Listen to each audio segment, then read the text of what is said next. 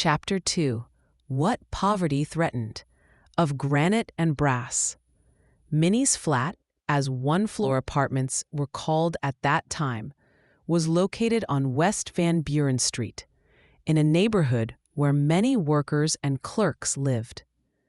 These people had come and were still coming to Chicago with the growing population of the city, which increased by 50,000 people a year. The flat was on the third floor.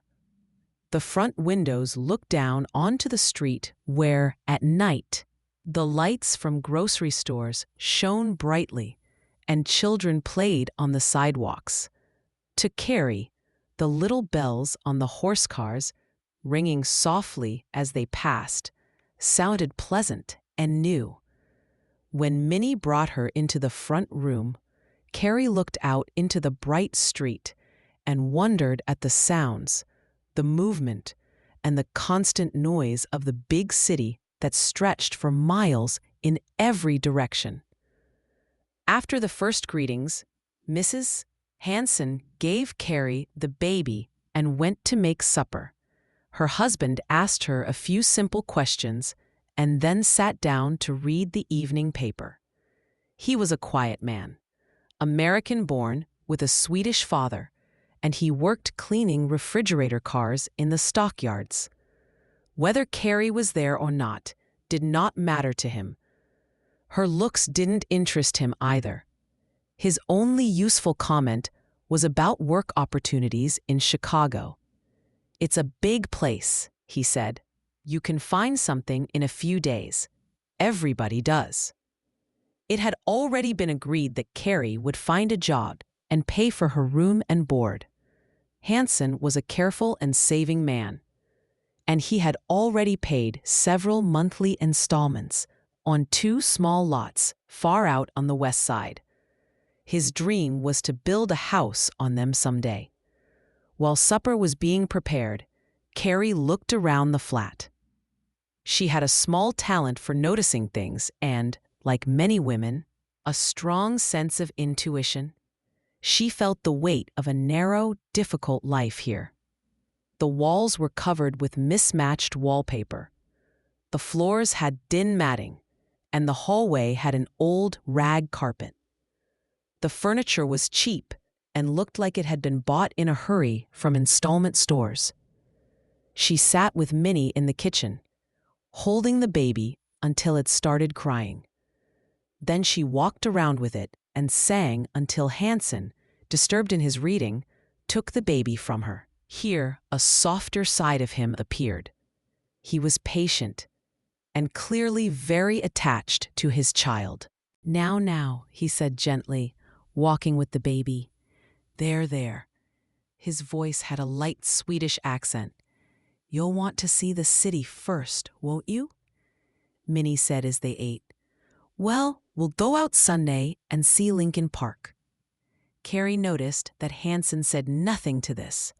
He seemed to be thinking about something else. "Well," Carrie said, "I think I'll look around tomorrow.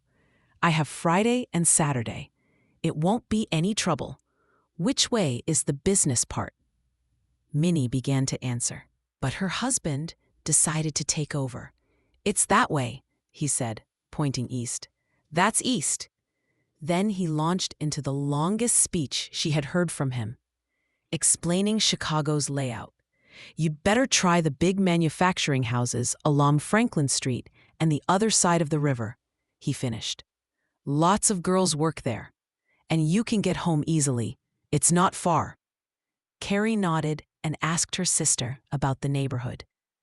Minnie spoke quietly, telling her the little she knew, while Hanson focused on the baby. Finally, he stood up and handed the baby to his wife. "I have to get up early, so I'll go to bed," he said, disappearing into the small dark bedroom off the hall. "He works way down at the stockyards," Minnie explained, "so he has to get up at 5:30. "What time do you get up to make breakfast?" Carrie asked. "About 20 minutes to 5. Together, they finished the day's work. Carrie washed the dishes, while Minnie undressed the baby and put it to bed.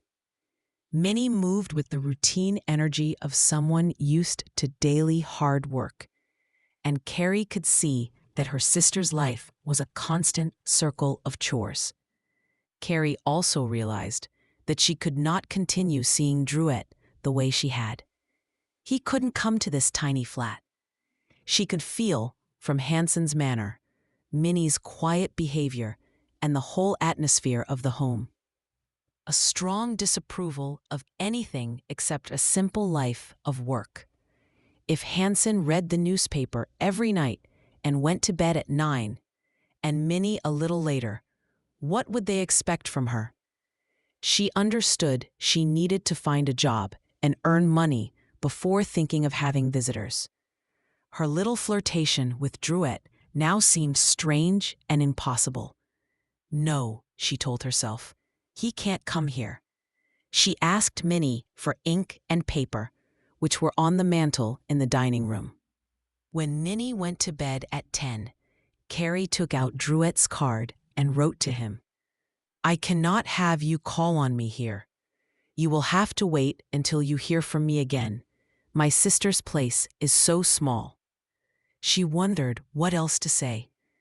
She wanted to write something about their conversation on the train, but she was too shy. In the end, she thanked him in a simple way for his kindness. She wasn't sure how to sign her name, and finally chose "Sincerely." She sealed and addressed the letter, then went to the front room, where a small alcove held her bed.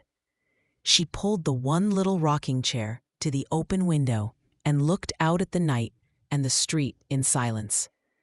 After a while, her thoughts tired her, and she prepared for sleep and went to bed.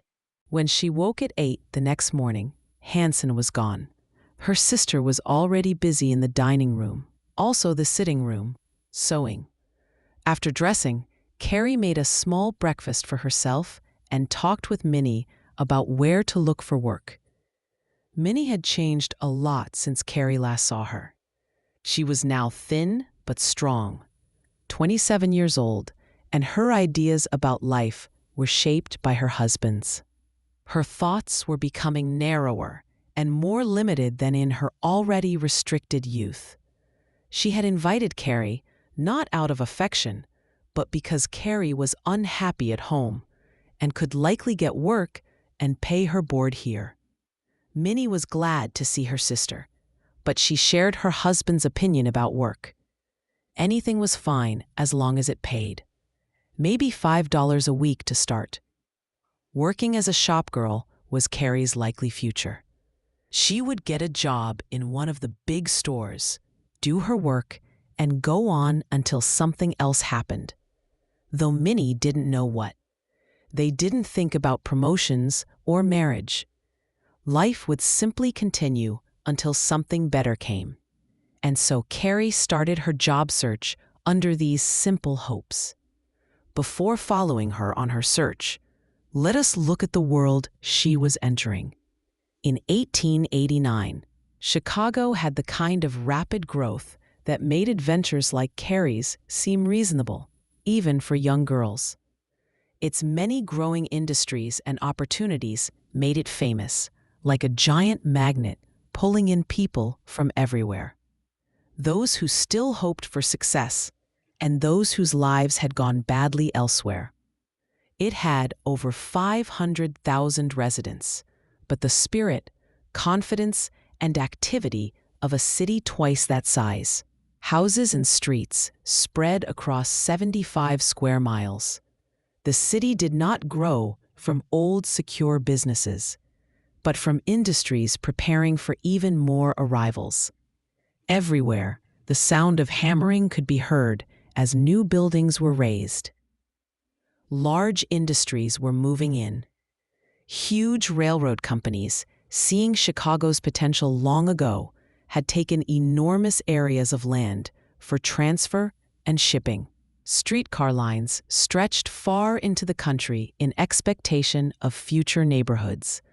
The city had already built miles of streets and sewers in places where only one lonely house might stand.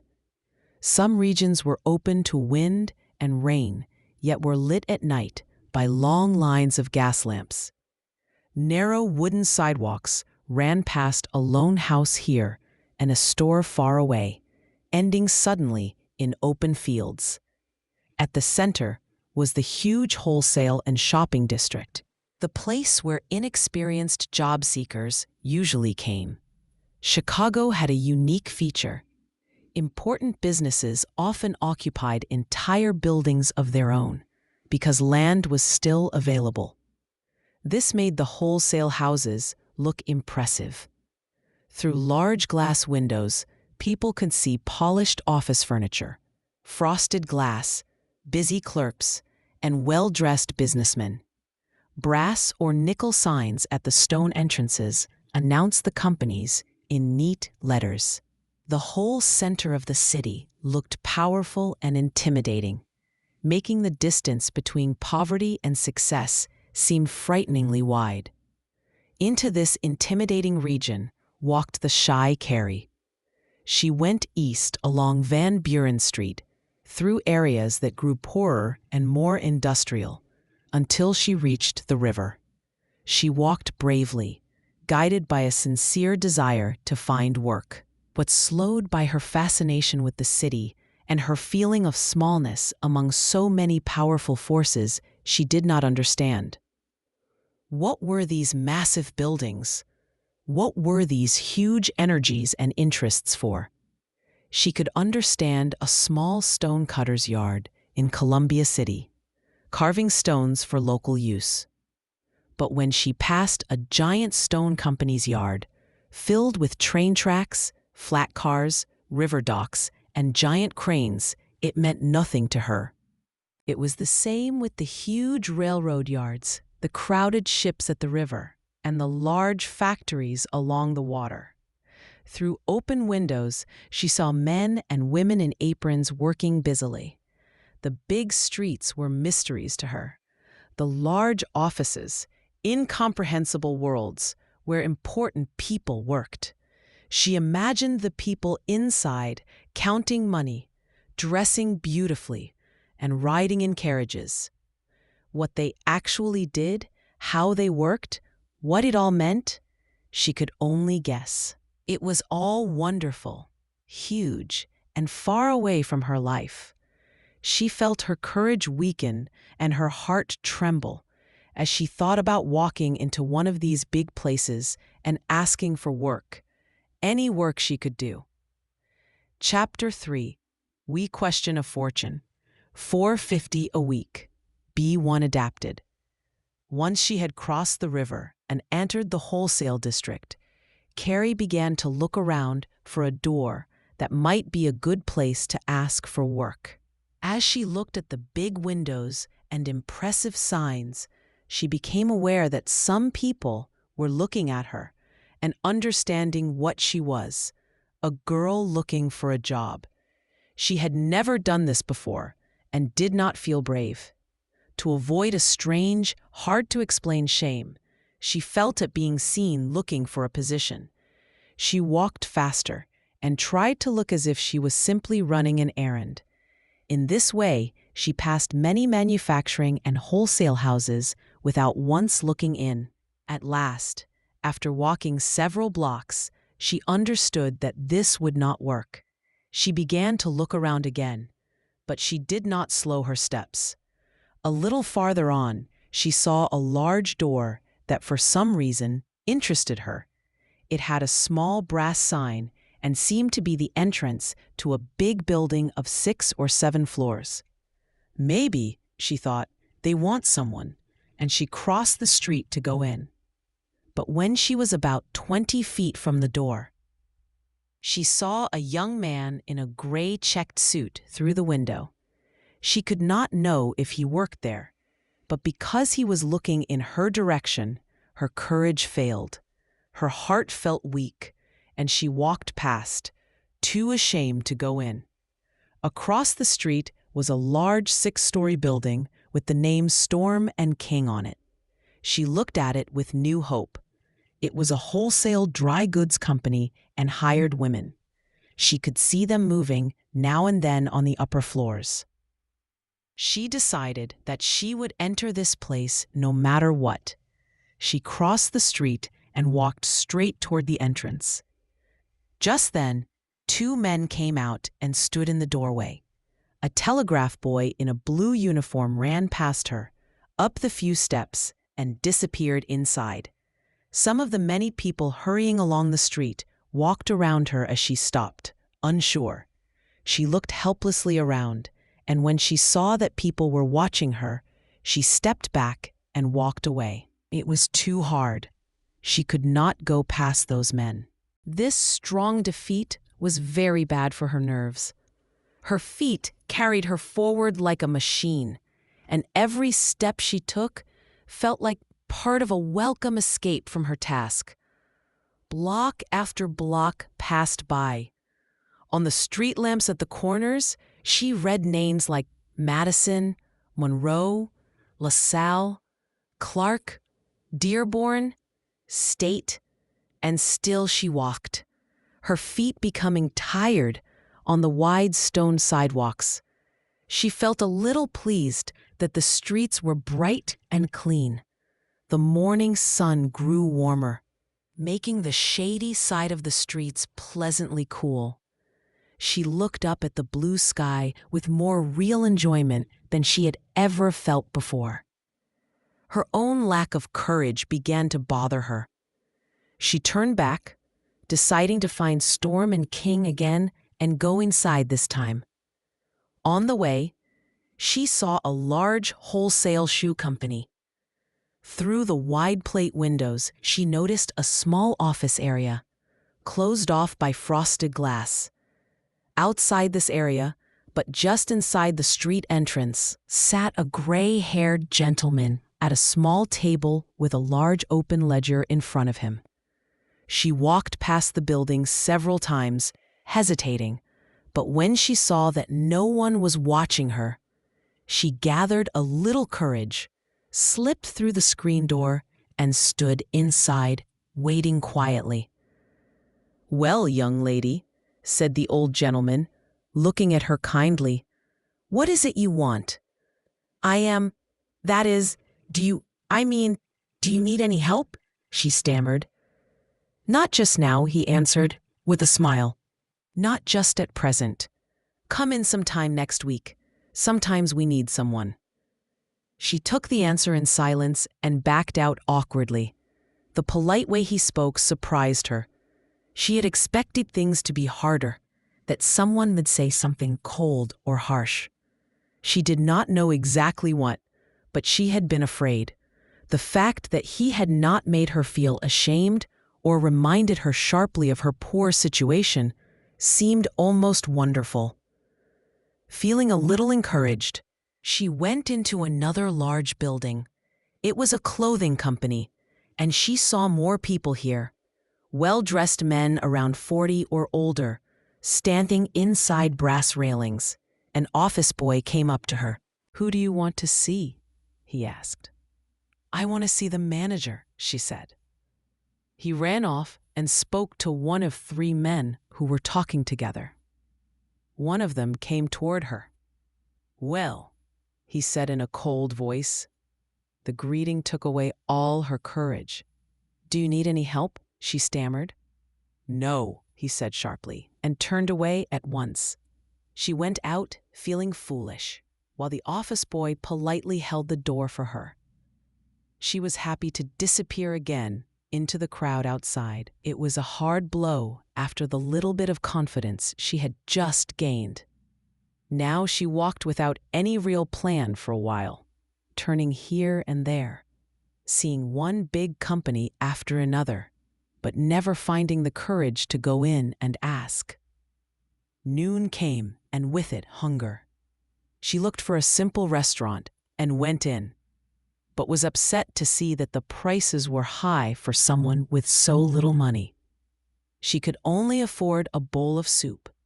She ate it quickly and went out again. The food gave her back some strength and made her a little more brave. After walking a few blocks and looking for another good place to try, she again passed the building of Storm and King. This time she managed to enter. Some men were talking near her, but did not pay attention to her. She stood there, looking nervously at the floor. When she could hardly bear the waiting any longer, a man at one of the many desks inside the railing waved to her. "Who do you want to see?" he asked. "Why, anyone, if you please," she answered. "I am looking for something to do." "Oh, you want to see Mr. McManus," he said.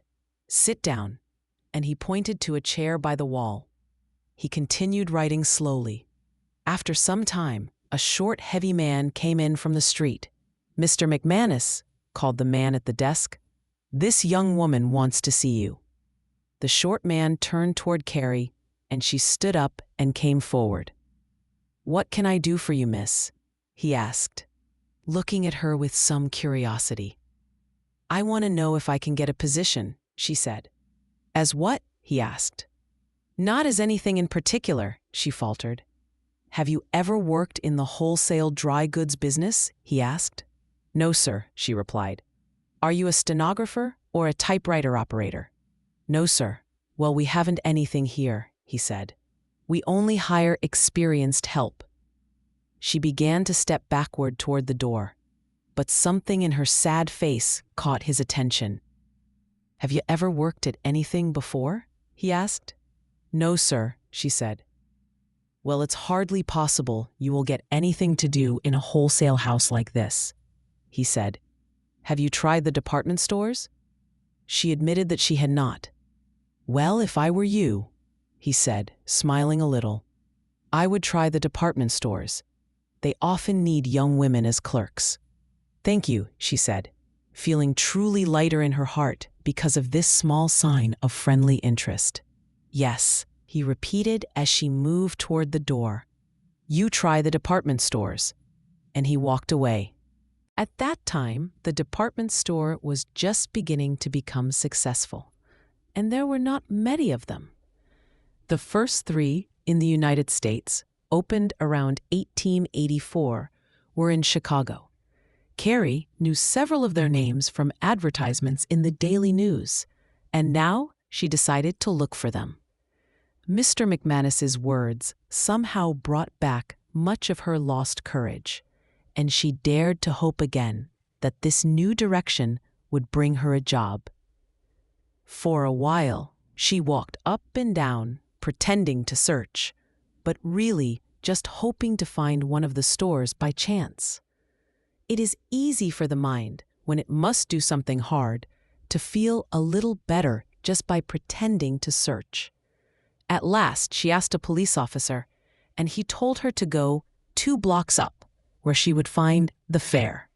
The nature of these huge retail businesses, if they someday disappear, will be an interesting part of our country's business history. The world had never seen such a surprising growth from a small trade idea. They were built on the most effective way to sell to many people, with hundreds of small shops joined into one and organized in a very efficient and impressive way. They were handsome, busy, and successful, full of clerks and crowds of customers. Carrie walked along the busy aisles, deeply affected by the wonderful displays of jewelry, dress goods, stationery, and other small objects. Each counter was like a little show. She felt that every pretty object called to her personally, and yet she did not stop. There was nothing in the store she could not have used, and nothing she did not want to own. The soft slippers and stockings, the nicely decorated skirts and petticoats, the laces, ribbons, hair combs, and purses, all of them woke desire in her and made her feel sharply that none of these things were within her power to buy. She was a job seeker, a girl without work, and an experienced employee could easily see that she was poor and needed a position. We must not think that anyone would mistake her for a very nervous, overly sensitive spirit thrown without protection into a cold and unfeeling world. She was not that. but women are especially sensitive about their clothing and appearance. Not only did Carrie feel a strong wish for the new and pretty clothes she saw, but she also noticed, with a small pain in her heart, the fine ladies who ignored her and pushed past, busy with their own buying. Carrie did not know much about such rich city women.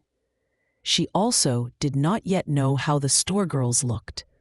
But now she saw that most of them were pretty, some even very pretty, with an independent and cool air. For the more attractive ones, this added a special charm. Their clothes were neat and sometimes fine, and whenever she met one of their eyes, she felt that the girl saw clearly that Carrie was poor, badly dressed, and unsure of herself. She imagined that her clothes and her shy manner showed everyone who she was. A flame of envy rose in her heart. She understood in a vague way how much the city held: wealth, style, comfort, everything that could decorate a woman's life. She longed for dress and beauty with all her heart. On the second floor were the management offices. After asking a few questions, she was sent there. She found other girls already waiting, applicants like herself, but with more of that confident air that comes with experience in the city. They looked at her in a way that made her uncomfortable. After waiting about 45 minutes, she was called. "Now," said a sharp, quick-moving Jewish man who sat at a roll-top desk by the window. "Have you ever worked in any other store?" "No, sir," said Carrie. "Oh, you haven't," he answered, studying her closely. "No, sir." "Well, we want young women who already have some experience. I guess we can't use you." Carrie stood still for a moment, not fully sure whether the talk was over. "Don't wait," he cried. "Remember, we are very busy here." Carrie began to move quickly toward the door. "Hold on," he called, stopping her. "Give me your name and address. We want girls sometimes." When she finally reached the street again, she could hardly hold back her tears. It was not only this particular refusal, but the whole hard tone of the day. She was tired and nervous. She gave up the idea of going to the other department stores and walked aimlessly, feeling safer and calmer just being part of the crowd. As she walked without purpose, she turned into Jackson Street, not far from the river, and moved along the south side of that impressive street. A piece of wrapping paper nailed to a door caught her eye. On it was written in marking ink, "Girls Wanted, Wrappers and Stitchers." She hesitated for a moment, then went in. The firm of Spiegelheim & Co., makers of boys' caps, had one floor of the building, 50 feet wide and about 80 feet deep. The place was rather dim, with poor light, and the darkest areas lit by electric bulbs. It was filled with machines and workbenches. At these benches worked a group of girls and some men. The girls were tired-looking, with faces stained by oil and dust, wearing thin, shapeless cotton dresses and worn shoes. Many had their sleeves rolled up, showing bare arms, and because of the heat, some had their dresses open at the neck. They were a fair example of one of the lowest classes of shop girls, careless, slouching, and somewhat pale from staying indoors so much. However, they were not shy. They were full of curiosity, bold, and quick with slang. Carrie looked around, very upset and very sure that she did not want to work in such a place. Except for a few sideways looks that made her uncomfortable, no one paid attention to her. She waited until everyone seemed to know she was there. Then someone gave a message, and a foreman in an apron and rolled-up shirt sleeves came over. "Do you want to see me?" he asked. "Do you need any help?" said Carrie, already learning to speak more directly. "Do you know how to stitch caps?" he asked. "No, sir," she answered. "Have you ever done this kind of work before?" he said. She told him she had not. "Well," said the foreman, scratching his ear and thinking, "we do need a stitcher. We like experienced help, though. We hardly have time to train people." He paused and looked out the window. "We might put you at finishing, though," he said at last. "How much do you pay a week?" Carrie asked. Encouraged by the soft tone of his voice and his simple way of speaking. "3.5," he said. "Oh," she started to say, but stopped herself and let the thought die in silence. "We're not really in need of anybody," he went on, looking at her like a package he was thinking of buying. "You can come on Monday morning, though," he added, "and I'll put you to work." "Thank you," said Carrie, weakly. "If you come, bring an apron," he added. He walked away and left her standing by the elevator without even asking her name. The look of the shop and the small pay of $3.50 a week were a hard blow to Carrie's hopes. But still, the fact that she had been offered work after such a difficult day was something good. She could not really believe she would accept the job, simple as her hopes were. She was used to better things than that. Her life in the country and her free time outdoors made her strongly dislike such a dirty and closed-in place. She had never lived surrounded by dirt. Her sister's flat was clean. This place was dark and grimy. The girls looked rough and hardened. She thought they must be bad-minded and unkind. Still, she had been offered a place. Surely Chicago was not so terrible if she could find one job in one day. Maybe she could find another better one later. But what happened afterward did not give her more confidence. In all the nicer places, she was turned away quickly and formally. In others, only experienced people were wanted. She met several painful rejections, the worst of which came in a cloak factory, where she went up to the 4th floor to ask. "No, no," said the foreman, a rough, heavy man watching over a badly lit workroom. "We don't want anyone. Don't come here." As the afternoon passed, her hopes, her courage, and her strength all faded. She had been surprisingly persistent. Such an honest effort deserved a better reward. To her tired mind, the business part of the city grew larger, harder, and more coldly indifferent. It seemed that everything was closed to her, that the fight for work was too hard for her to win anything at all. Men and women hurried past in long, shifting lines.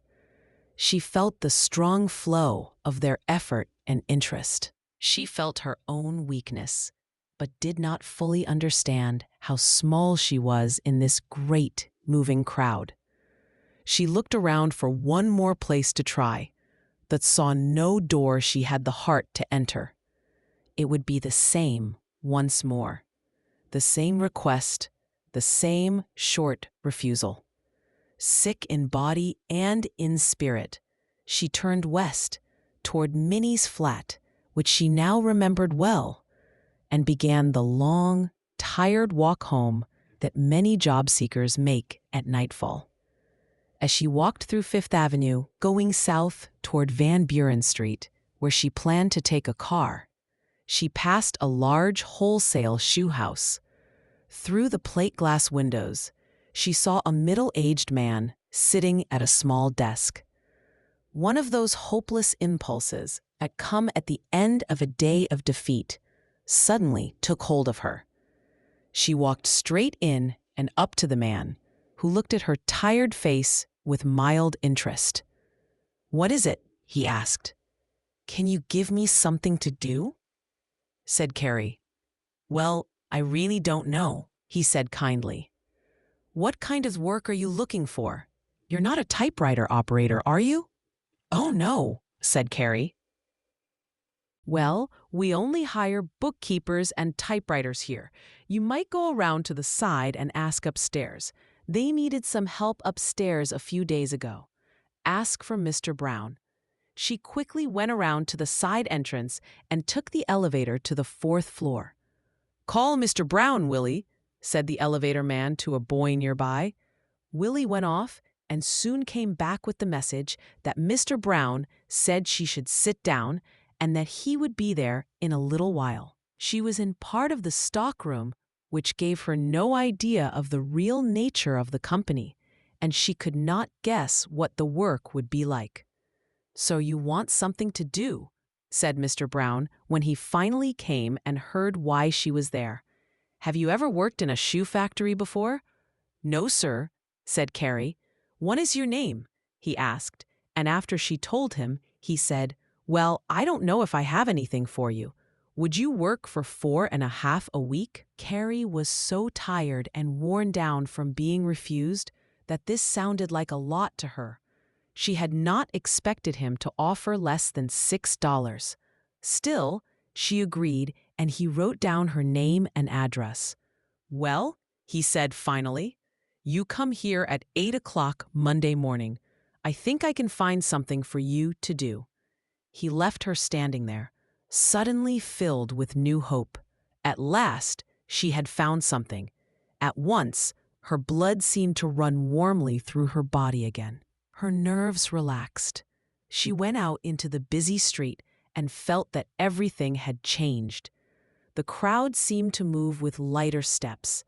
She saw men and women smiling. Bits of talk and notes of laughter reached her ears. The air felt lighter. People were already leaving work and coming out of the buildings. They looked content, and the thought of Minnie's home and the supper waiting for her made Carrie walk faster. She hurried on, tired perhaps, but no longer weary in spirit. What would Minnie say? Ah, the long winter in Chicago, the lights, the crowds, the fun. This was a great and pleasant city after all. The firm she had found was a fine business. Its windows were made of huge plate glass. She felt she could do well there. She thought again of Druitt and of the things he had told her. Now, she felt that life was better, more lively and bright.